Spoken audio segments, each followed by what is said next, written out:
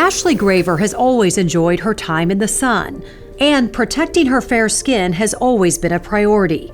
So when she noticed something, she said something to her doctor. I had noticed a spot on my arm, and it was black and looked weird. It turned out it was melanoma, an aggressive form of skin cancer. I did a lot of research, met with a Mohs surgeon and a surgical dermatologist who removed it, and he did the wide excision where he takes a lot of the margins around it. And they got clear margins, so there was nothing further that needed to be done at that time. Ashley thought it was behind her and was concerned it was going to affect the fun part of life and her time with her family. I was a little worried about, what does this mean for my vacations? I like to go to all-inclusive resorts. Am I ever going to be able to do that again? So I thought, I'll have to change the way that I live. A decade later, the cancer was back. It was 10 years later, and I felt a tender spot in my armpit. Her cancer was back and had spread.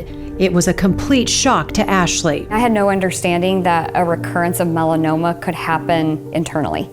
I thought that was it was another skin episode. Everybody has told me you're at a higher risk for recurrence because you've had melanoma before, but I just assumed that was another skin episode and that I would see it. She was referred to medical oncologist Dr. Larry Corum at the University of Kansas Cancer Center in Olathe. He started Ashley on immunotherapy. They were using it either for stage 4 or in clinical trials. And so it was relatively new that someone in stage 3 like myself could be eligible for immunotherapy. But after the resection, we went ahead and did that for a full year. However, 5 years later, the cancer came back again. But with continued immunotherapy treatment, Ashley remains hopeful.